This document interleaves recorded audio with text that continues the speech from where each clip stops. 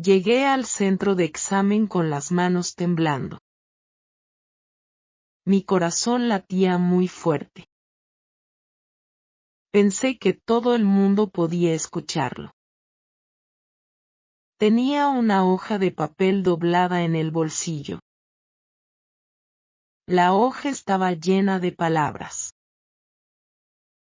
Había estudiado esas palabras la noche anterior. Pero sabía que no podía sacar la hoja. Sabía que ese día iba a cambiar algo en mi vida. Pero no sabía cuánto me había costado llegar hasta allí. Cuéntame, mi amigo, ¿desde qué país me estás viendo hoy? Escríbelo en los comentarios ahora mismo.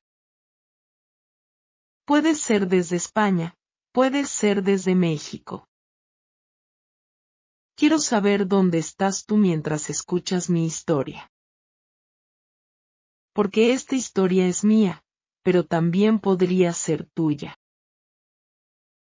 Es la historia de alguien que llegó a un país nuevo, sin conocer el idioma, sin conocer las costumbres, sin conocer casi nada, y que decidió que el español no iba a ganarle la batalla, sino que ella iba a ganarle al español. Me llamo, bueno, eso no importa. Lo que importa es de dónde vengo y por qué estoy aquí contándote esto. Soy de Marruecos. Nací en una ciudad pequeña, cerca del mar, donde el olor a pescado y a sal siempre estaba en el aire. Crecí hablando darija, que es el árabe marroquí, y también francés, porque en mi país el francés está en todas partes, en las escuelas, en los trabajos, en las conversaciones entre personas que quieren parecer importantes. También hablé un poco de inglés en la escuela, lo básico. Pero el español nunca formó parte de mi vida. Hasta que llegué aquí. Vine a España por razones que muchas personas conocen bien. Mi situación en Marruecos era complicada. Mis padres trabajaban mucho, pero el dinero nunca alcanzaba. Yo tenía estudios, tenía ganas, pero las oportunidades en mi ciudad eran muy limitadas, especialmente para una mujer joven que quería hacer algo diferente. Tenía una prima que vivía aquí desde hacía 3 años. Ella me llamaba a veces y me decía que la vida era difícil, pero posible. Que se podía construir algo. Que valía la pena intentarlo. Y yo la creí. El proceso para venir fue largo y agotador. Papeles, entrevistas, esperas, más papeles, más esperas. Hubo un momento en que pensé que nunca iba a conseguir los documentos necesarios. Pero los conseguí. Y un día de octubre, con una maleta que pesaba demasiado y el corazón lleno de una mezcla de miedo y esperanza, tomé un avión y llegué aquí. Mi prima me recibió en el aeropuerto. La vi desde lejos y quise llorar. No de tristeza, sino de alivio. Como cuando llevas mucho tiempo caminando y por fin puedes sentarte. Los primeros días fueron una especie de sueño extraño. Todo era diferente. Los olores, los sonidos, la forma en que la gente caminaba por la calle. La comida era diferente. Los horarios eran completamente diferentes. En Marruecos comemos más tarde que en España, pero en España comen mucho más tarde de lo que yo imaginaba. Cené a las 10 de la noche el primer día y pensé que estaba soñando. ¿Y el español? El español era como una pared de cristal. Yo podía ver lo que pasaba al otro lado, podía entender que había una conversación, que había palabras, que había significados, pero no podía entrar. Me quedaba fuera, mirando, sin poder participar. Mi prima hablaba español bastante bien para entonces. Me ayudaba a comunicarme, traducía cuando era necesario, me explicaba cosas. Pero yo sabía que no podía depender de ella para siempre. Necesitaba aprender el idioma yo misma. Los primeros intentos fueron humillantes. Y uso esa palabra con cuidado, porque sé que es fuerte, pero es honesta. Fui a una tienda a comprar jabón. Jabón. Una cosa simple. Y no podía pedir lo que quería. La señora del mostrador me miraba con una expresión que no era mala, sino simplemente impaciente, y yo abría la boca y salían sonidos que no eran palabras en ningún idioma. Al final saqué el teléfono y busqué la imagen de un jabón y se la mostré. Ella asintió y me lo dio. Pagué y salí corriendo. Afuera, en la calle, me detuve junto a una farola y respiré profundo. Pensé, esto no puede seguir así. Busqué clases de español. Había un centro cerca de donde vivía mi prima que ofrecía clases para personas que habían llegado de otros países. Las clases eran por la mañana, 3 días a la semana. El precio no era alto, pero tampoco era nada para mí en ese momento, porque yo todavía no trabajaba y cada euro que gastaba era un euro que mi prima me prestaba. Fui el primer día sintiéndome pequeña. La clase era grande, había personas de muchos países diferentes. Una señora de un país latinoamericano que quería mejorar porque ya hablaba algo. Un hombre de un país del este de Europa que no decía casi nada. Un chico joven, creo que de algún país de África subsahariana, que siempre llegaba tarde pero que aprendía muy rápido. Y yo, con mi darija y mi francés y mi inglés limitado, intentando encajar en todo eso. La profesora era una mujer de mediana edad, con el pelo corto y gafas redondas, que hablaba muy despacio y con mucha paciencia. Desde el primer momento entendí que era buena persona. Eso ayudó. Pero aprender español no es solo tener una buena profesora. Aprender español, cuando eres adulta y vives en un país donde el español es el idioma de todo, es una experiencia que te cambia por dentro. Es frustrante y hermosa al mismo tiempo. Es como aprender a caminar de nuevo, pero con piedras en el camino. Recuerdo la primera vez que entendí una conversación entera entre dos personas en la calle. Iba caminando y dos señores hablaban sobre el tiempo. Uno decía que iba a llover y el otro decía que no, que el cielo estaba despejado.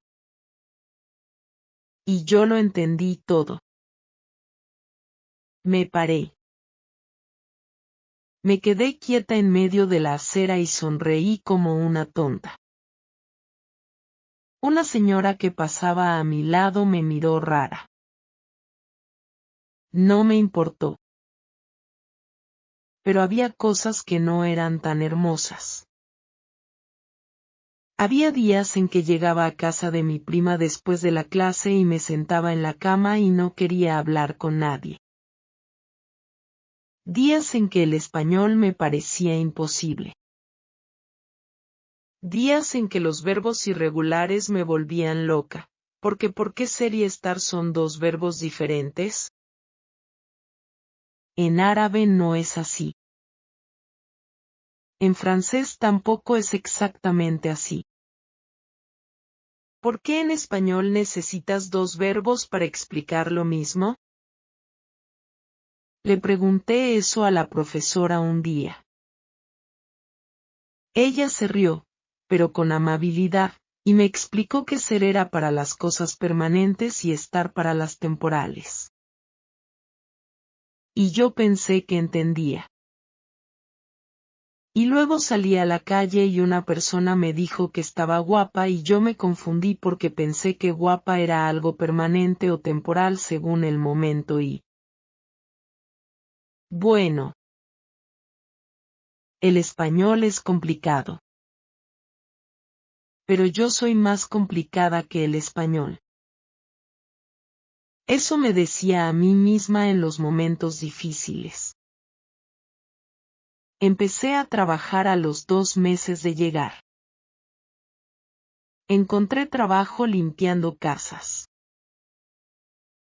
No era lo que yo había imaginado cuando pensaba en mi vida aquí, pero era trabajo, era dinero, y era una oportunidad para practicar el español en situaciones reales. Las personas para quienes trabajaba eran diferentes entre sí. Había una familia que era muy amable y siempre me ofrecía café antes de empezar. Había otra señora mayor que era complicada. No era mala persona, pero tenía muy poca paciencia con mi español. Si yo decía algo mal o si no entendía una instrucción, ella repetía la frase en voz más alta, como si el problema fuera que yo no escuchaba bien, no que yo no entendía las palabras. Eso me dolía. Me dolía porque yo estaba intentando. Con todo lo que tenía, con todos los recursos que tenía, yo estaba intentando. Y cuando alguien trata tu esfuerzo como si fuera estupidez, algo se rompe un poco por dentro. Un día cometí un error con unos papeles que ella me había pedido que ordenara. Los puse en el lugar equivocado porque no entendí bien lo que me había explicado. Ella se enfadó mucho. Me habló muy rápido, con una voz alta, y yo solo entendía una palabra de cada 4. No supe qué decirle. Me quedé callada y mirando el suelo. Cuando terminé ese día de trabajo y salí a la calle, me senté en un banco del parque cercano y lloré. Lloré de verdad, con lágrimas y todo. No era solo por esa señora. Era por todo. Por el cansancio de tener que esforzarse tanto para hacer cosas simples. Por la distancia con mi familia. Por el miedo de no saber si este sacrificio iba a valer algo. Llamé a mi madre esa noche. Le hablé en Darija, como siempre, y sentí que algo en mi interior se relajaba. Es curioso cómo el idioma que aprendes de niña siempre se siente como un abrazo. Mi madre me escuchó, me dijo que era valiente, me dijo que siguiera adelante. Mi madre siempre supo qué decir. Seguí adelante. Las clases continuaron. Mi español mejoró poco a poco.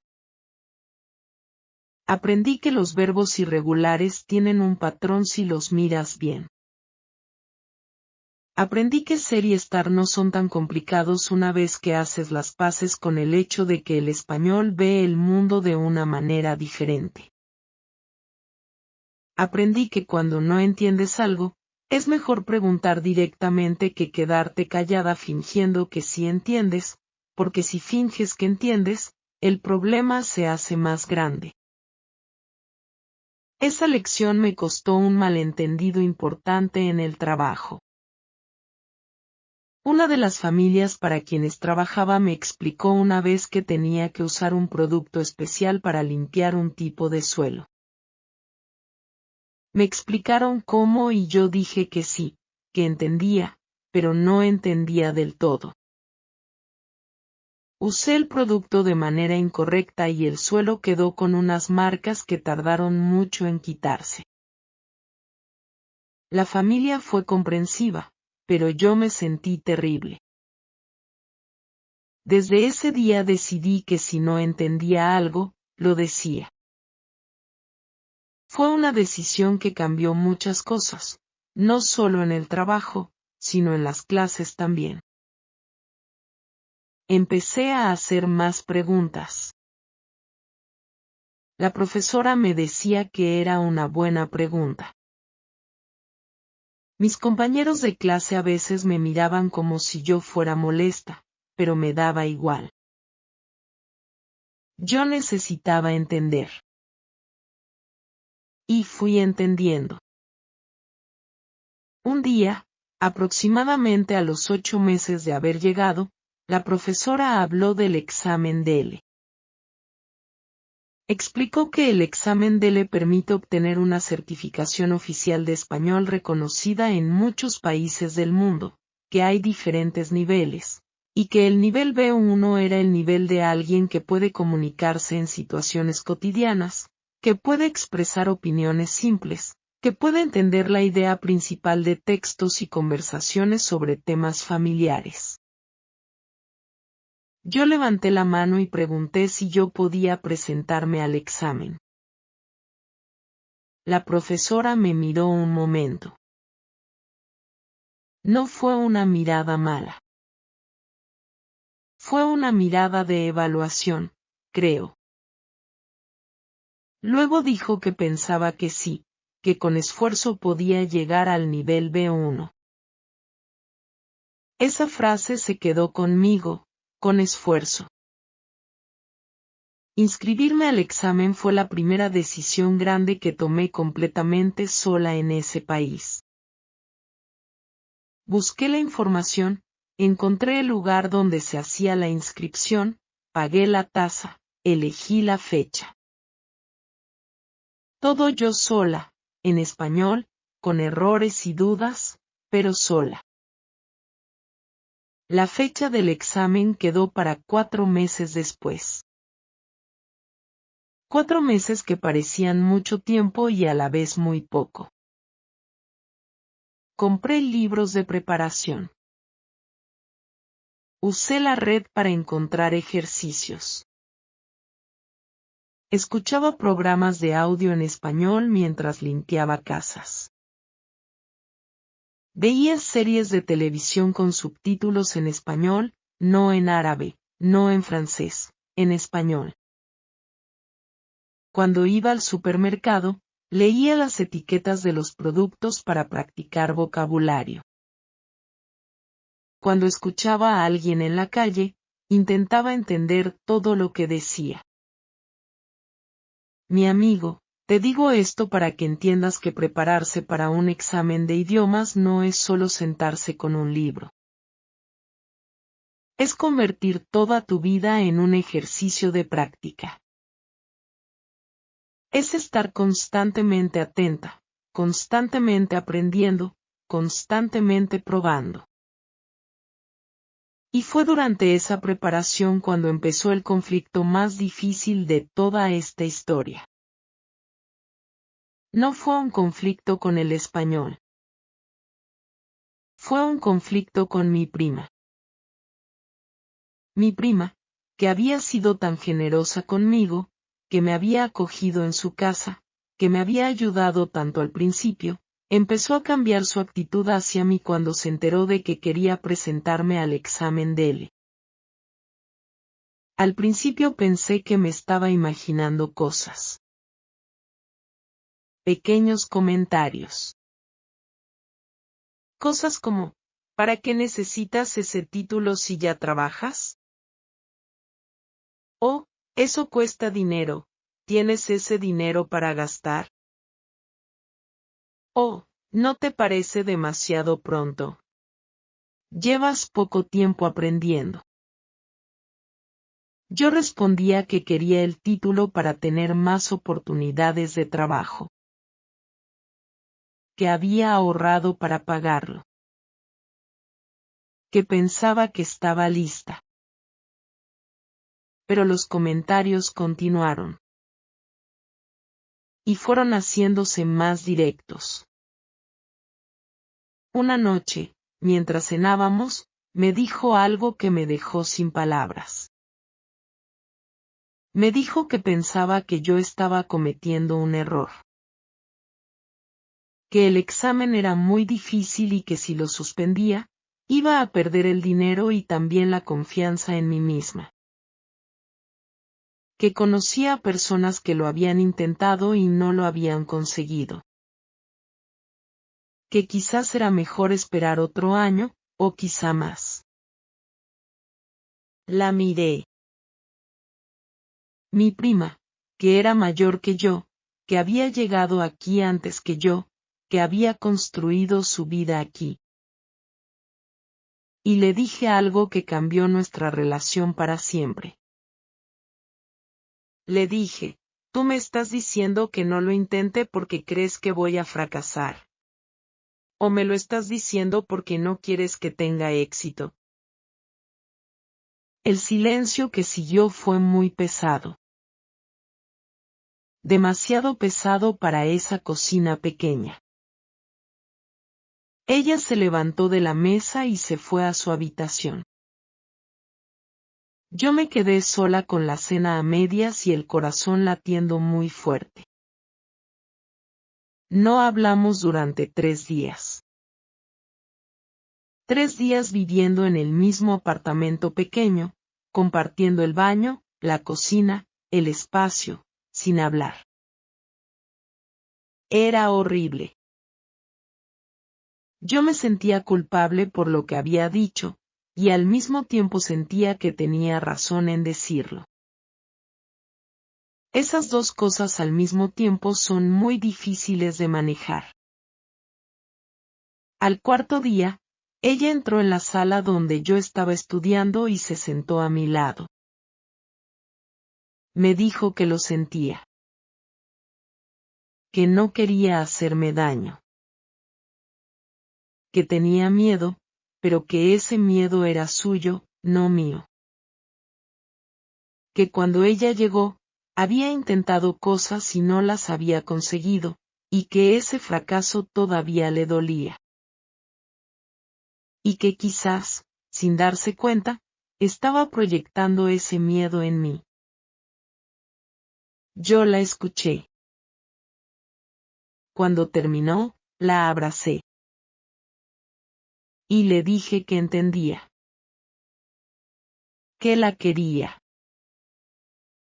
Que su historia no tenía que ser la mía. Fue una conversación difícil, pero necesaria. Esas conversaciones son las que definen quiénes somos. Después de eso, la relación con mi prima cambió. No cambió en un sentido negativo, cambió porque fue más honesta. Ella empezó a hablar más de sus propias experiencias, de sus propios miedos. Yo empecé a hablar más de mis propias ambiciones. Nos conocimos mejor de lo que nos conocíamos antes de esa noche de la cena. Y ella, al final, me ayudó a estudiar. Me hacía preguntas de práctica. Me corregía cuando hablaba español en casa. Se convirtió en una aliada. Pero volvamos al examen, mi amigo, porque esa es la parte que más me costó contar. Los 4 meses de preparación fueron intensos. La profesora me daba ejercicios extra después de clase. Yo practicaba la parte escrita, que en el DLB1 incluye redactar un texto sobre un tema dado y responder a preguntas de comprensión lectora. Practicaba la parte oral, que me daba más miedo que todo lo demás. El problema con la parte oral no era solo el idioma. Era la ansiedad. Cuando me ponía nerviosa, mi español empeoraba.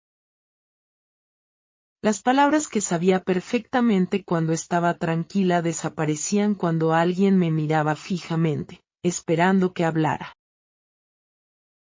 Era como si el nerviosismo cerrara una puerta en mi cerebro y todas las palabras se quedaran del otro lado. La profesora me dio un consejo que jamás olvidaré. Me dijo, cuando te bloquees, no te quedes callada. Di algo. Aunque sea incorrecto. Aunque tengas que volver atrás y corregirte. El examinador no espera perfección. Espera comunicación. Eso me ayudó. La idea de que comunicarse es el objetivo, no hablar perfectamente. Que el español no es una prueba de inteligencia, es una herramienta. Y una herramienta no tiene que ser perfecta para funcionar. También practicaba con una compañera de clase. Ella era de un país de América del Sur y su español era mucho mejor que el mío, pero nos ayudábamos mutuamente en otras cosas. Ella me explicaba expresiones que yo no entendía. Yo le ayudaba a ella con algunos ejercicios de gramática que le costaban más. Nos sentábamos en una cafetería 2 tardes a la semana y hablábamos solo en español, aunque cometiéramos errores, aunque tuviéramos que buscar palabras en el teléfono. Fue en esas tardes en la cafetería donde mi español creció más rápido, no en el aula ni con los libros. En las conversaciones reales, con pausas y errores y risas y momentos de confusión. La semana antes del examen fue la peor. No dormía bien. Repasaba vocabulario antes de acostarme y luego soñaba con conjugaciones verbales. Me desperté una noche a las 3 de la madrugada convencida de que había olvidado la diferencia entre el pretérito indefinido y el pretérito imperfecto, y me senté en la cama a repasar en mi cabeza hasta que me calmé. El día antes del examen, la profesora me llamó. Solo para decirme que confiaba en mí. Que había visto cómo trabajaba. Que estaba preparada. Esa llamada fue muy importante. A veces lo que necesitas no es más información ni más práctica. A veces lo que necesitas es que alguien te diga que cree en ti. Y llegó el día del examen. Me levanté muy temprano. Me vestí con cuidado. Desayuné aunque no tenía apetito. Mi prima me hizo café y me dijo que iba a hacerlo bien. Salí de casa con tiempo de sobra porque no quería llegar tarde y añadir más estrés al estrés que ya tenía. El centro de examen estaba en un edificio grande, serio, con pasillos largos y muchas puertas cerradas. Había otras personas esperando también. Algunas parecían tan nerviosas como yo. Otras parecían tranquilas, pero quizás solo lo parecían. Una señora con una lista nos fue llamando por nombre. Cuando llamó el mío, sentí que el corazón se me subía a la garganta. Entré a la sala. El examen del LB1 tiene varias partes. Hay comprensión lectora, comprensión auditiva, expresión e interacción escritas, y expresión e interacción oral. Las partes escritas y auditivas se hacen el mismo día, juntas. La parte oral puede ser en un día diferente, dependiendo del centro.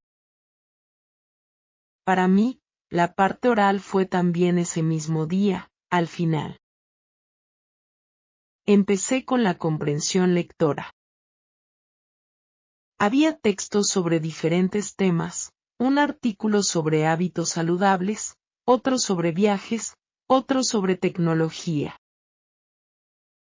Había preguntas de selección múltiple, preguntas de verdadero o falso, preguntas donde tenías que relacionar frases con textos. Era mucho, y el tiempo era justo. Leí el primer texto y respiré. Entendí.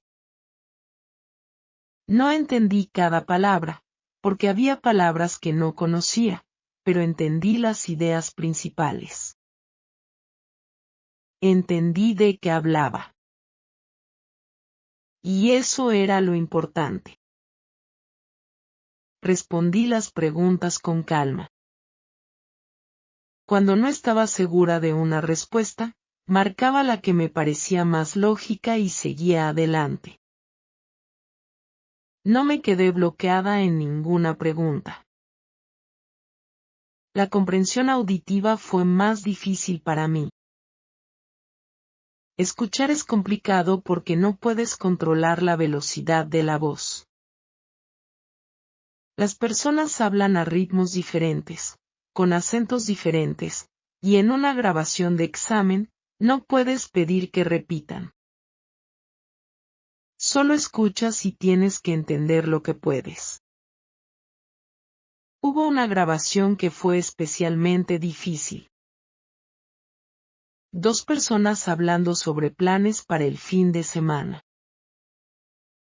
Hablaban con naturalidad, como hablan las personas en la vida real, con muletillas y pausas y cambios de tema. Yo intenté seguir la conversación, pero perdí el hilo en un momento y tardé unos segundos en volver a encontrarlo.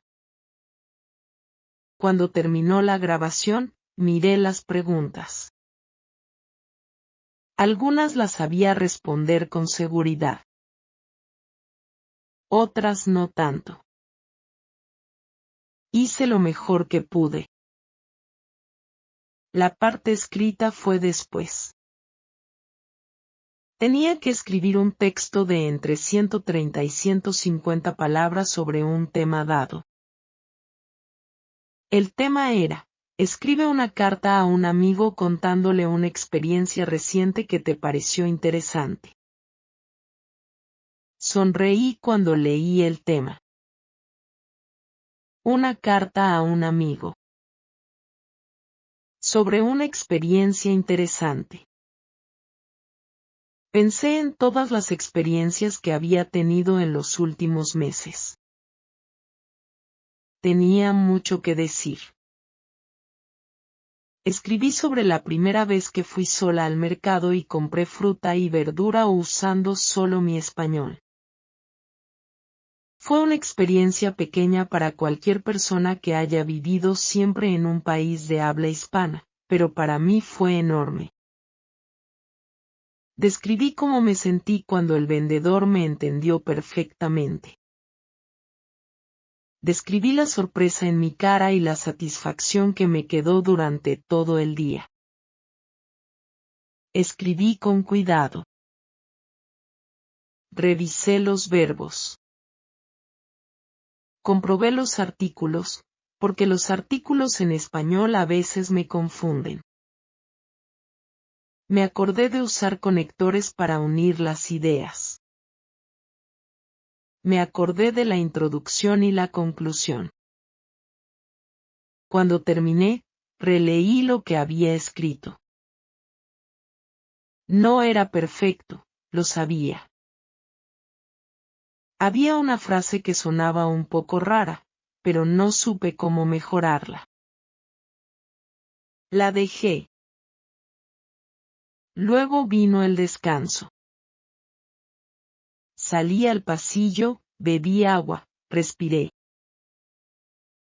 Hablé brevemente con otra persona que también esperaba la parte oral. Era un chico joven, tenía cara de estudiante, y estaba muy nervioso. Le dije que no se preocupara tanto, que iba a ir bien. Y mientras lo decía, pensé, lo creo de verdad. ¿Lo creo también para mí misma? Sí. Lo creía. La parte oral llegó al final de la tarde. Me llamaron y entré a una sala más pequeña donde había 2 personas sentadas detrás de una mesa. Una era el examinador, que iba a hablar conmigo. La otra era la evaluadora, que iba a observar y tomar notas sin hablar.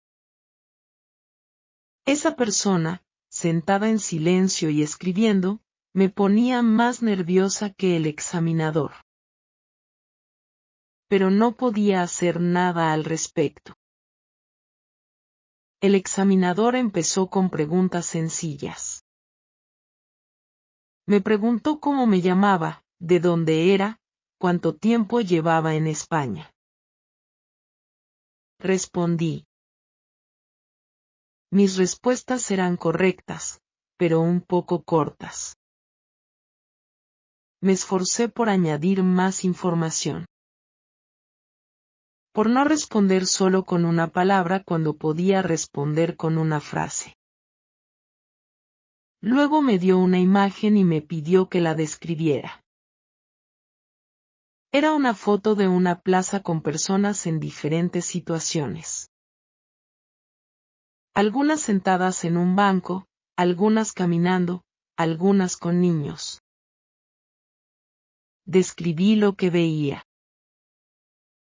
Usé vocabulario de ubicación, a la derecha, al fondo, en primer plano. Hablé de las personas, de lo que parecía que estaban haciendo, de la hora del día que imaginaba que era según la luz. Después vino la parte de la conversación. El examinador me preguntó sobre el tiempo libre, sobre qué me gustaba hacer cuando no trabajaba. Hablé de que me gustaba caminar por el barrio y observar a la gente. De que intentaba leer en español aunque fuera difícil. De que a veces escuchaba música y que la música era algo que no necesitaba traducción. Esa última frase la dije sin planearla. Salió sola. Y cuando la dije, el examinador sonrió levemente. Hubo un momento en que me bloqueé. El examinador me preguntó qué haría si tuviera más tiempo libre, y usó el condicional, y yo entendí la pregunta, pero en ese momento mi cerebro buscó el condicional y tardó un segundo más de lo normal en encontrarlo. Hubo una pausa. No una pausa larga, pero yo la sentí larga. Me acordé del consejo de la profesora. No te quedes callada. Di algo. Y dije, un momento, por favor. Quiero pensar bien la respuesta. El examinador asintió. Le pedí un momento. Y ese momento fue suficiente para que mi cerebro encontrara las palabras. Respondí. No perfectamente, cometí algún error de concordancia, pero respondí. Cuando terminó la parte oral, salí de la sala y me apoyé en la pared del pasillo. Cerré los ojos un segundo. Había terminado. No sabía si había aprobado. No lo sabíamos hasta semanas después. Pero había terminado. Caminé hacia la salida del edificio. Afuera, el sol estaba bajando y la calle tenía esa luz de la tarde que me gusta mucho, esa luz que hace que todo parezca un poco dorado. Me detuve en la acera y saqué el teléfono para llamar a mi prima. Ella respondió en el segundo tono. Antes de que yo dijera nada, preguntó, ¿cómo fue? Y yo le dije, creo que bien. Creo que lo hice bien. Y ella dijo, lo sabía. Las semanas de espera fueron largas. Intenté no pensar demasiado en el examen. Seguí trabajando, seguí con las clases. La profesora me dijo que ya era momento de empezar a pensar en el B2, que era el siguiente nivel. Yo le dije que esperáramos los resultados del B1 primero. Un día llegó el correo electrónico con los resultados. Tardé varios minutos en abrirlo. Estaba en casa sola, era por la tarde, y el teléfono estaba en mi mano y yo sabía que el resultado estaba ahí, detrás de ese correo, esperando. Y tenía mucho miedo de ver que no había aprobado. Abrí el correo. Busqué la palabra que necesitaba. Apto. Apto. Había aprobado. No lloré en ese momento, y eso me sorprendió. Pensé que iba a llorar, pero no lloré. Me quedé sentada muy quieta durante un momento, mirando la pantalla, leyendo la palabra una y otra vez. Apto. Apto. Apto. Luego llamé a mi prima. Si lloré entonces.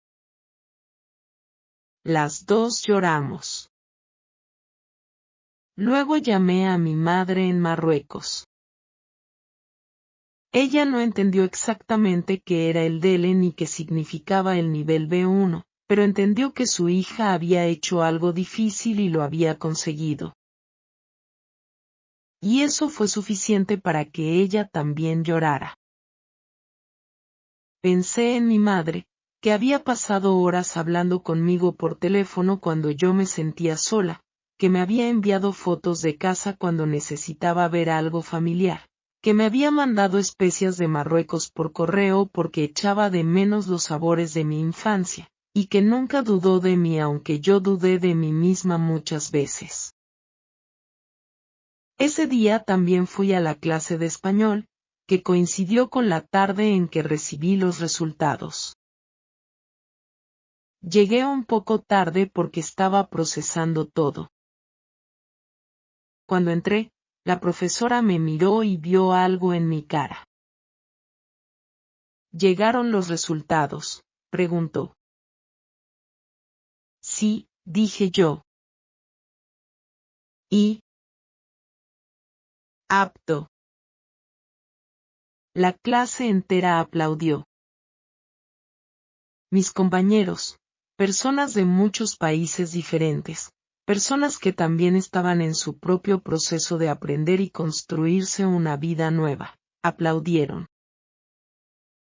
Fue un momento pequeño, en una clase pequeña, en una tarde cualquiera. Pero fue uno de los momentos más importantes de mi vida. La profesora me abrazó. Luego me dijo algo que también voy a recordar siempre. Me dijo, este título no es el final de nada. Es el principio de todo. Y tenía razón. Después del B1, seguí estudiando. Empecé a preparar el B2.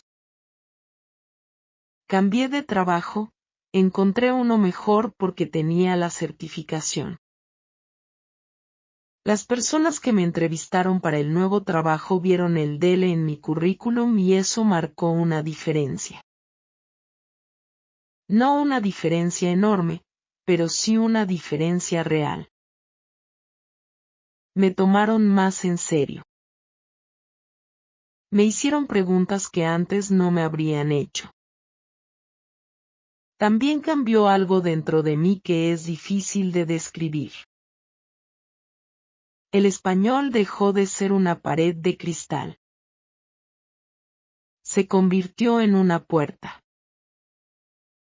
Una puerta que yo podía abrir. No todo fue fácil después del examen. La vida no funciona así. Hubo otros conflictos, otras dificultades. El proceso de regularización de mi situación administrativa fue largo y agotador y lleno de momentos en que el sistema parecía diseñado para hacerte rendir. Hubo días de mucho cansancio y de mucha soledad. Hubo momentos en que extrañé Marruecos con una intensidad que me dolía físicamente, como si me faltara algo en el pecho. Pero también hubo cosas buenas. Conocí personas increíbles. Construí amistades que son importantes para mí. Aprendí cosas de este país que lo hacen especial, su historia, su cultura, su forma de entender la vida, que es diferente a la mía pero no opuesta. Aprendí cosas de mí misma que no habría aprendido si me hubiera quedado en mi ciudad natal. Aprendí que el miedo no es una señal de que no debes hacer algo. El miedo es una señal de que algo te importa mucho. Aprendí que pedir ayuda no es debilidad. Pedir ayuda es inteligencia. Aprendí que el idioma que hablas no define quién eres. Tú defines quién eres. El idioma es solo una de las herramientas que usas para comunicarlo. Y aprendí que hay personas en este mundo que van a intentar convencerte de que no puedes, y que algunas de esas personas son personas que quieres y que también te quieren a ti, pero que tienen sus propios miedos que no son tuyos. Y que tienes que separar sus miedos de tus decisiones. Mi prima y yo seguimos siendo cercanas. Hablamos mucho ahora, más que antes. Ella también está estudiando para su propio examen de español, un nivel más avanzado. A veces estudiamos juntas.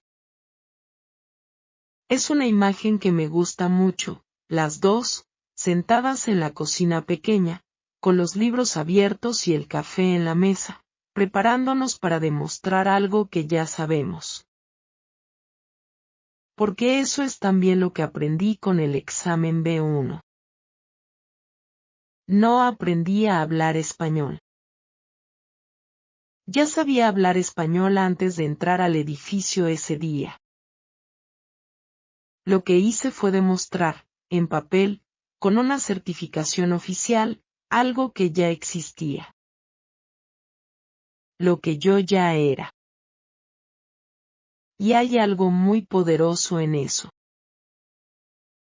en que el mundo reconozca lo que tú ya sabes que eres. Si estás aprendiendo español ahora mismo, si estás pensando en presentarte a un examen de idiomas, si estás en un país nuevo intentando construir algo con muy poco, quiero que sepas algo. No te voy a decir que es fácil. No te voy a decir que todo va a salir perfectamente. Eso sería mentirte. Te digo que vale la pena. Te digo que los momentos difíciles son parte del proceso, no una señal de que estás haciendo algo mal. Te digo que los errores que cometes aprendiendo un idioma no son fracasos. Son exactamente como se aprende. Te digo que esa pared de cristal que sientes ahora, esa sensación de estar fuera mirando hacia adentro, no es permanente. Se puede atravesar. Te digo que la persona que eres mientras aprendes, esa persona imperfecta y valiente que se equivoca y sigue, esa persona ya merece respeto. No solo cuando llegue al final. Ahora mismo también. Yo llegué al centro de examen ese día con las manos temblando. Salí con el corazón un poco más tranquilo. No porque el examen fuera fácil, sino porque yo ya no era la misma persona que había llegado a ese país meses antes sin poder pedir un jabón en una tienda. Me había construido a mí misma palabra por palabra, en un idioma que no era el mío, en un país que no era el mío, bajo condiciones que nadie había elegido por mí. Y eso nadie me lo puede quitar. Ni siquiera las señoras con poca paciencia, ni los días de llanto en el banco del parque, ni los verbos irregulares, ni el pretérito indefinido, ni el pretérito imperfecto, ni ninguno de los 200 tiempos verbales que tiene el español y que a veces parecen existir solo para hacerte sufrir. El español y yo hicimos las paces. Y esas paces me costaron mucho. Pero las cosas que más cuestan son las que más se valoran. Gracias por escucharme, mi amigo. Si tienes alguna pregunta sobre el examen DELE, sobre cómo estudié, sobre las partes del examen, sobre cómo manejar los nervios, escríbelo en los comentarios. Estoy aquí. Y si eres de Marruecos y estás pasando por algo parecido a lo que yo pasé, escríbelo también. Quiero saber que hay más personas en este camino. Pero todavía quiero contarte más cosas, mi amigo, porque creo que la historia que te conté hasta ahora es solo una parte de lo que realmente viví. Hay detalles que no mencioné y que son importantes. Hay momentos que parecen pequeños pero que en realidad fueron grandes. Y hay cosas sobre el examen en sí que quizás te sirvan si tú también estás pensando en presentarte. Déjame hablar un poco más de cómo era mi vida durante esos meses de preparación, porque no era solo estudiar y trabajar. Era mucho más complicado que eso. Vivir en casa de mi prima fue una experiencia de aprendizaje en sí misma. No solo de idioma. De vida. De convivencia. De entender que dos personas de la misma familia, del mismo país, pueden tener maneras muy diferentes de ver las cosas. Mi prima llegó a España varios años antes que yo. Cuando llegó, el país estaba en una situación económica diferente. Había más trabajo, aunque también había muchas dificultades. Ella construyó su vida aquí de una manera muy concreta, muy práctica, muy orientada a la supervivencia. Para ella, lo más importante era tener trabajo, dinero y estabilidad. Lo demás era lujo. Yo entendía esa lógica. La respetaba. Pero yo también tenía otra cosa que ella quizás había perdido un poco en el camino de la supervivencia, la ambición de crecer. No solo de estar bien, sino de estar mejor. No solo de tener trabajo, sino de tener el trabajo que quería. No solo de hablar español, sino de hablarlo bien y demostrarlo. Esa diferencia entre nosotras no era un problema personal. Era una diferencia de generación, de experiencia, de lo que cada una había vivido. Pero cuando estás compartiendo un espacio pequeño con alguien, esas diferencias se notan. Se sienten en el aire de la cocina por las mañanas. Se sienten cuando tomas decisiones distintas. Hubo otra conversación difícil, antes de la que ya te conté sobre el examen. Esta fue sobre el futuro en general. Una tarde mi prima me preguntó cuánto tiempo pensaba quedarme en España. La pregunta me sorprendió porque yo nunca había pensado en eso de una manera concreta. Para mí, el presente ya era bastante complicado como para pensar mucho en el largo plazo. Le dije que no lo sabía. Que dependía de muchas cosas.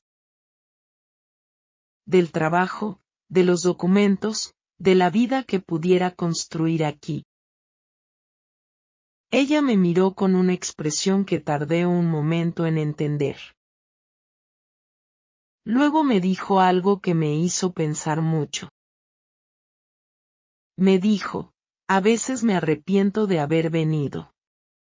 No todo el tiempo, pero a veces sí. Eso no me lo esperaba. Le pregunté por qué. Y ella me contó cosas que yo no sabía. Me contó que los primeros años habían sido muy solitarios. Que había trabajado en condiciones que no eran buenas, en sitios donde la trataban como si fuera invisible. Que había veces en que sentía que nunca iba a ser de aquí, nunca iba a pertenecer completamente, siempre iba a estar en un espacio intermedio, entre dos mundos, sin pertenecer del todo a ninguno. Yo la escuché con mucha atención. Y cuando terminó, le dije que entendía esa sensación. Que yo también la tenía a veces. Pero que quizás pertenecer no era el objetivo. Que quizás el objetivo era construir algo tuyo en el lugar donde estás, aunque ese lugar no te adoptara completamente. Ella se quedó pensando en eso. Luego dijo, eres muy joven para tener tanta claridad. No sé si era claridad. Creo que era necesidad. Cuando no tienes otra opción que seguir adelante, a veces la mente busca argumentos para justificar el esfuerzo. Pero volvamos al español, que es el hilo principal de esta historia. Una de las partes del examen que menos se menciona cuando la gente habla del DELE es la parte de comprensión auditiva. Todo el mundo habla de la gramática, de los verbos, del vocabulario. Pero escuchar, entender el español hablado en distintas velocidades y con distintos acentos, eso es un arte en sí mismo. En España se habla de muchas maneras. El español de esta ciudad no es exactamente igual al de otra región. El acento del sur es diferente al acento del norte. El español latinoamericano que escuchas en las películas y series es diferente del español que oyes en la calle. Y cuando estás aprendiendo, todas esas variaciones pueden confundirte muchísimo. Yo tuve una experiencia muy particular con esto. Fui un día a hacer un trámite en una oficina y el señor que me atendió hablaba con un acento muy cerrado, muy regional. Se comía las letras al final de las palabras y hablaba muy rápido. Yo entendía quizás la mitad de lo que decía. Tuve que pedirle varias veces que repitiera. Él lo hacía con paciencia, pero yo podía ver que tenía prisa. Cuando salí de esa oficina, me senté en los escalones de la entrada y saqué el cuaderno donde anotaba cosas. Escribí, el español no es un idioma. Son muchos idiomas dentro de uno.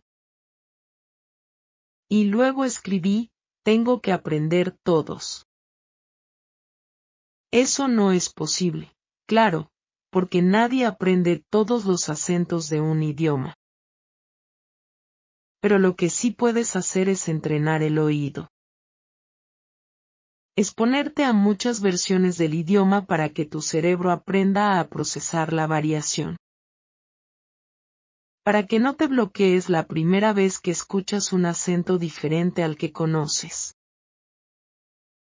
Empecé a buscar programas de audio de distintos países. Escuchaba radio de diferentes regiones cuando podía. Veía noticias de distintos canales. Era mucho tiempo de exposición, además de todo lo demás que hacía. Pero funcionó. Mi capacidad para entender el español hablado mejoró notablemente en esos meses. También mejoró mi capacidad para inferir. ¿Qué significa? Cuando no entiendes una palabra, usas el contexto para adivinar su significado. Esa habilidad es muy importante en el examen, porque siempre va a haber palabras que no conoces. El objetivo no es conocerlas todas. El objetivo es no paralizarte cuando encuentras una que no conoces. La profesora me explicó esto con una metáfora que me gustó. Dijo, imagina que estás leyendo un texto y hay una palabra desconocida. Esa palabra es como una persona en una foto que no reconoces. No necesitas saber quién es esa persona para entender lo que pasa en la foto. El resto de la información te dice lo suficiente. Practiqué eso mucho. Leía textos en español e intencionalmente ignoraba las palabras que no conocía, para ver si podía entender el mensaje general sin ellas. A veces podía. A veces no. Pero fui mejorando. Quiero hablar también de la parte escrita del examen con más detalle, porque creo que es la parte en la que muchas personas cometen errores que se podrían evitar. En el nivel B1 del DELE, la parte escrita normalmente tiene dos tareas.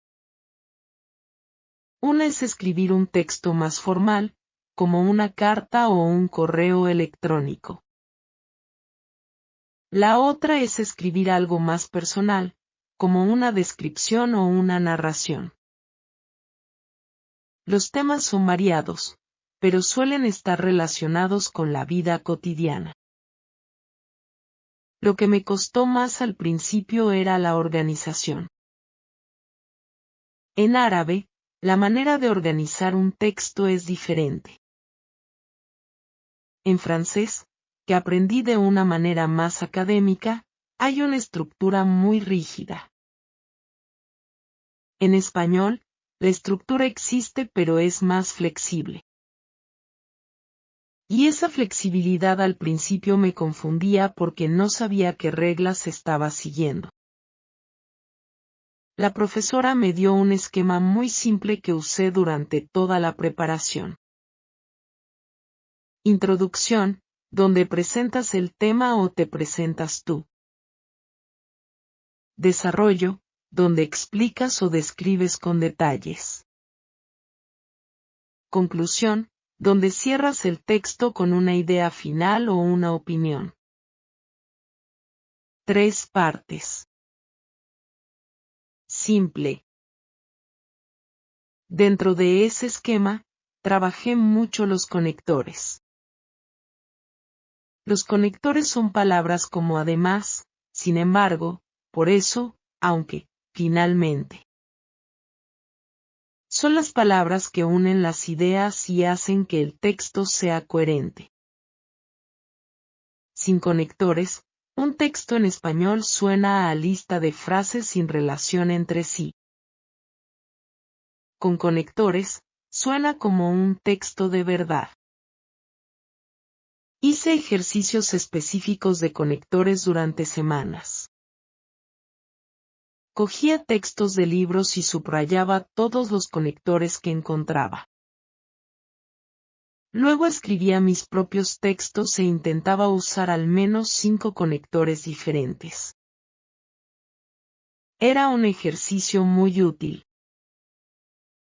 También trabajé la extensión. En el examen hay un número mínimo y un número máximo de palabras. Escribir muy poco significa que no cumples el requisito. Escribir demasiado puede hacer que el texto pierda coherencia.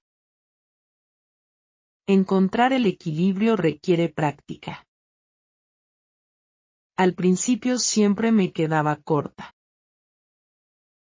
Tenía ideas pero no sabía cómo desarrollarlas. La profesora me enseñó a expandir. Si dices me gusta caminar, puedes expandir diciendo me gusta caminar porque es una actividad que me da tiempo para pensar y que además no cuesta dinero. Una frase se convierte en 2. 2 en 4. Con práctica, el texto crece de manera natural.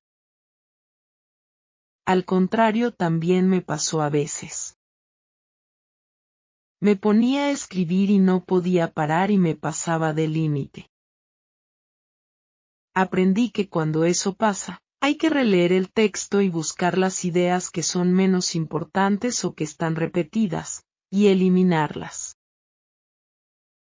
El texto mejora cuando está ajustado, cuando cada frase tiene un propósito claro.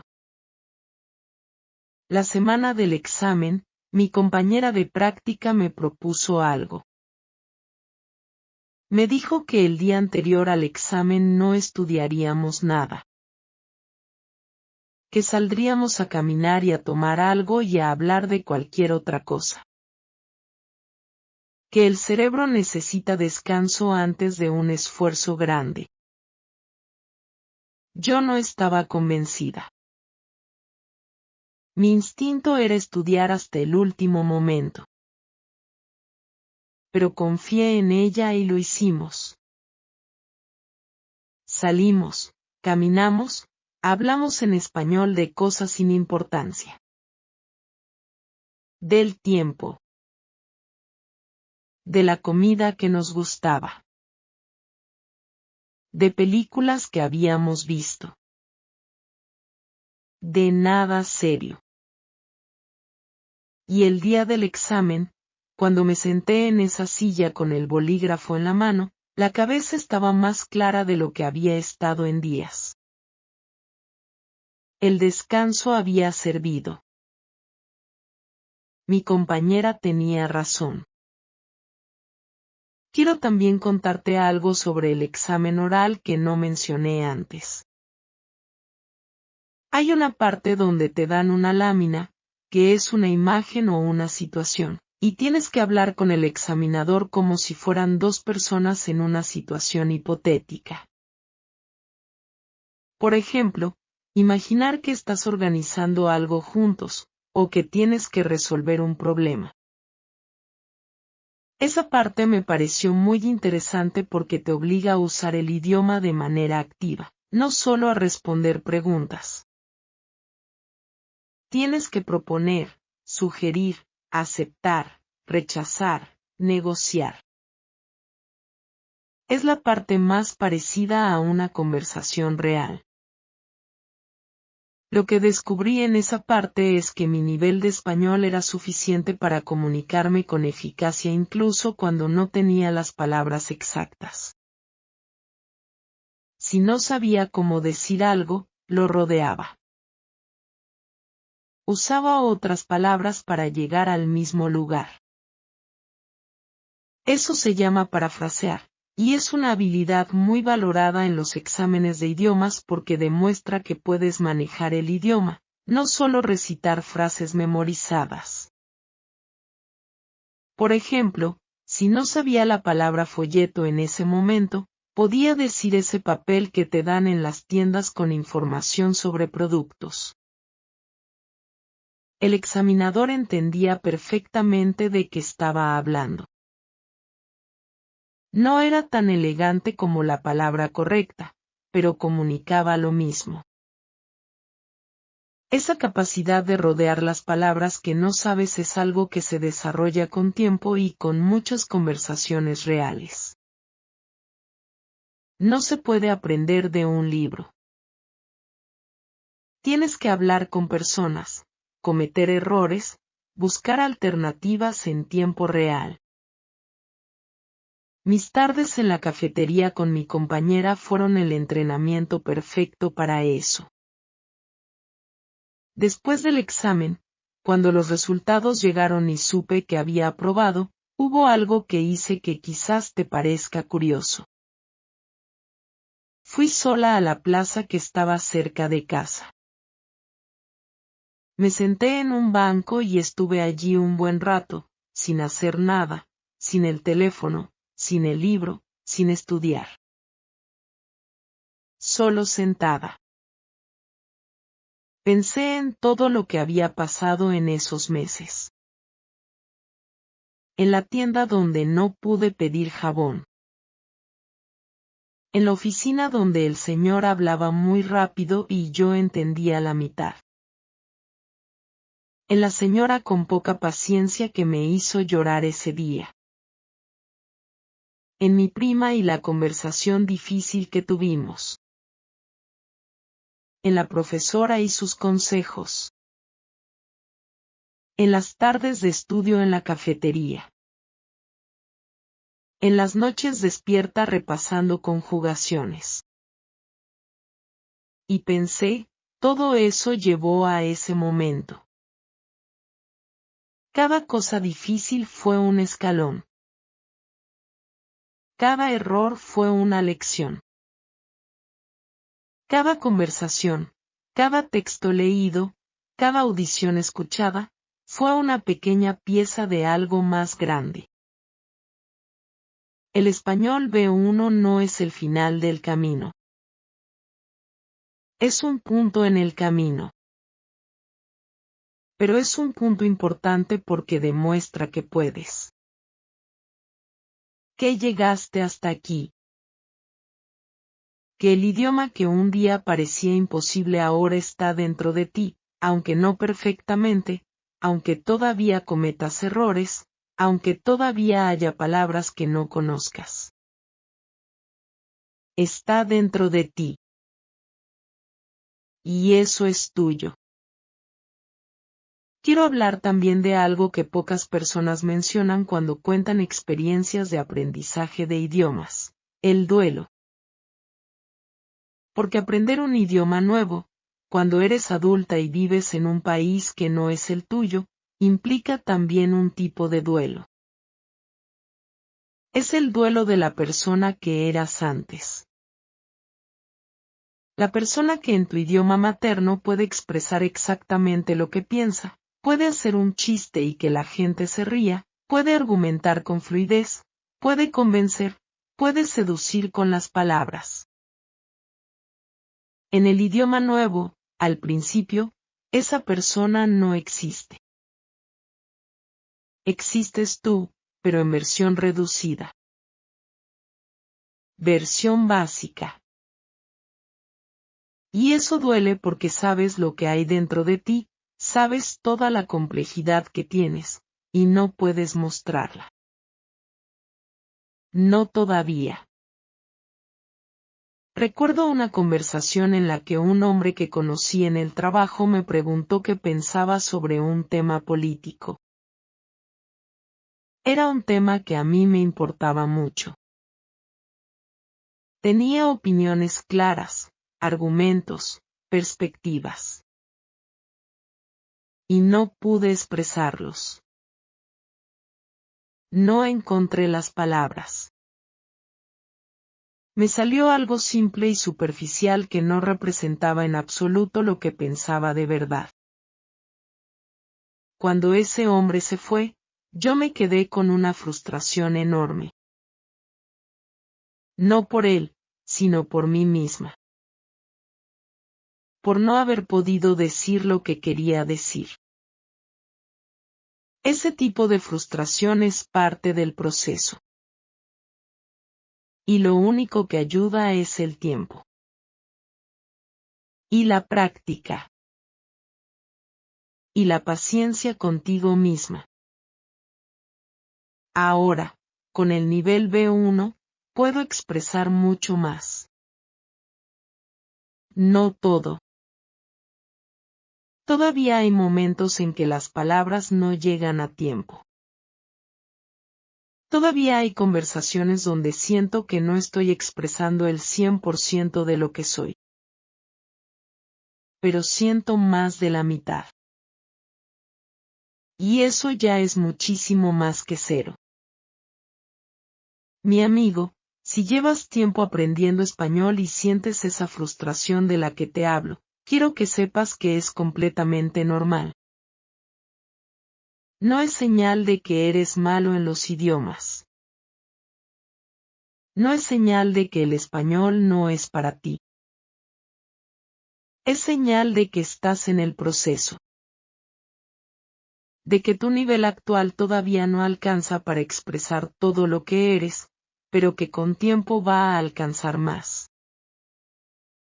La persona que eres en tu idioma materno sigue existiendo.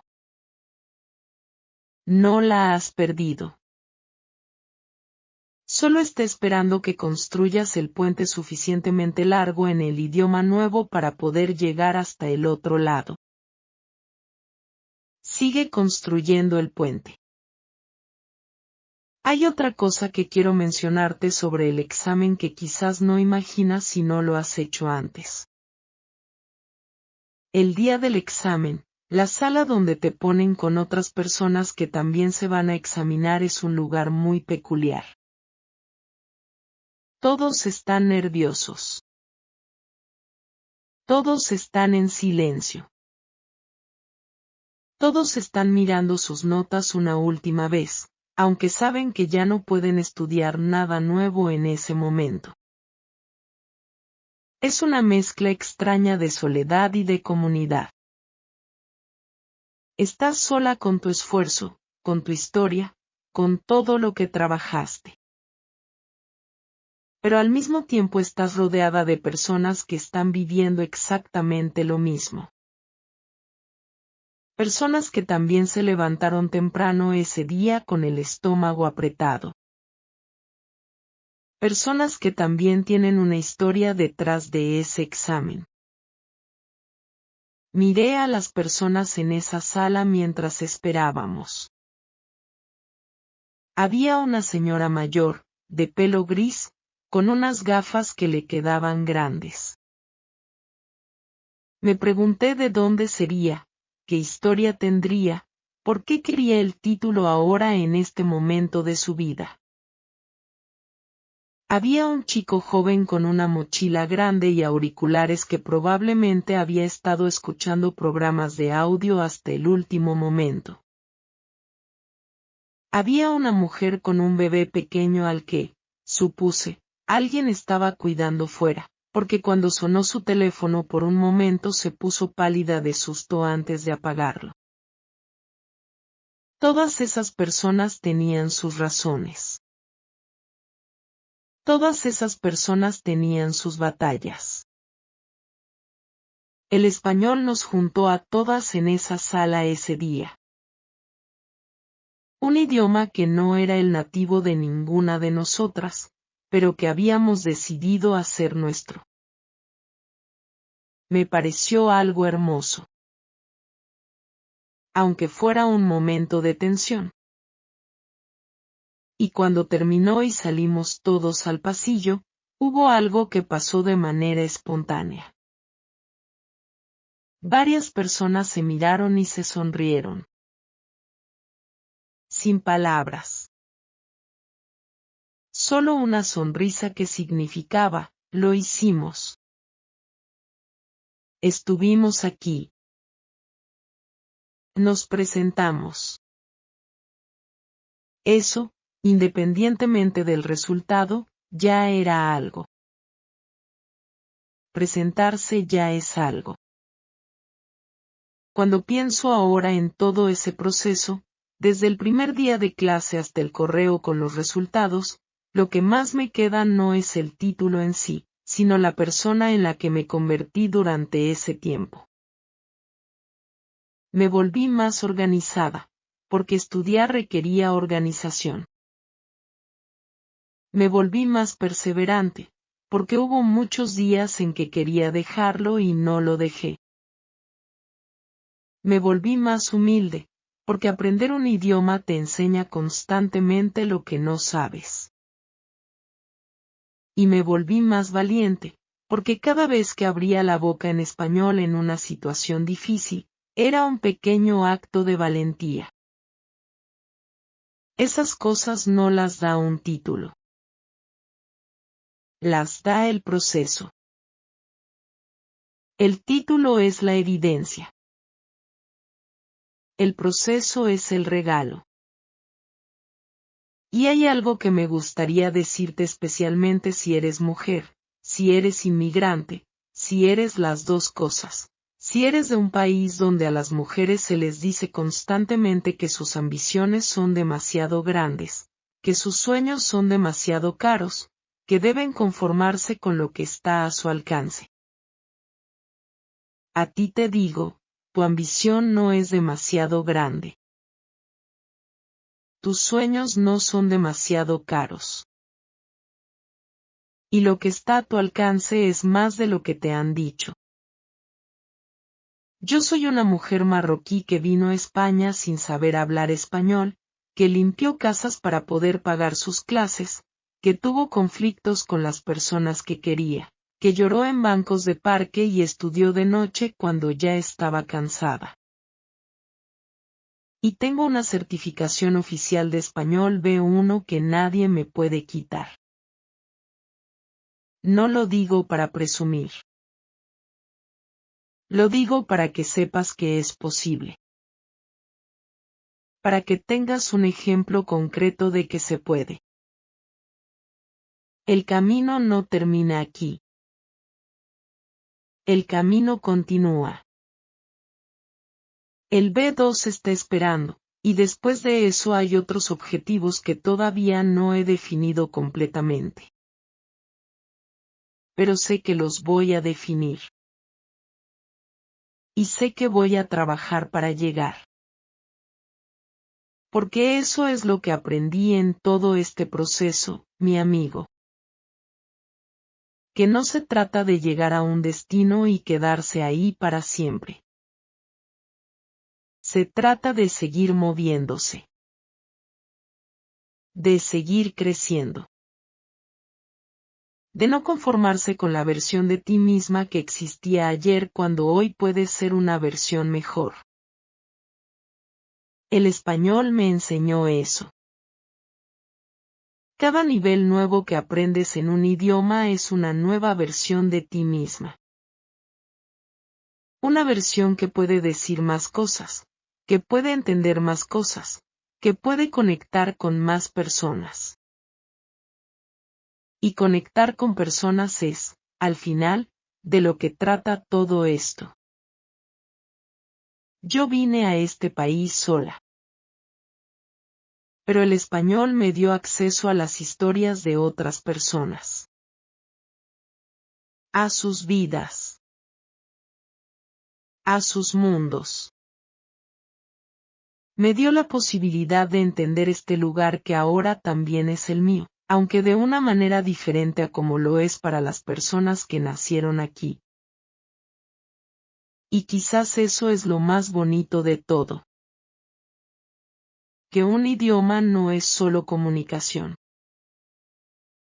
Es puerta, es puente y es una forma de entender que el mundo es más grande de lo que pensabas y que tú también eres más grande de lo que pensabas.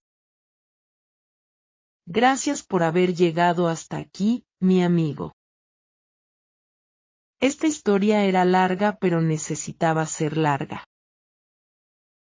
Porque la vida real no es corta. Y las historias que valen la pena tampoco lo son. Nos vemos pronto. Y si todavía no te has suscrito al canal, es el momento.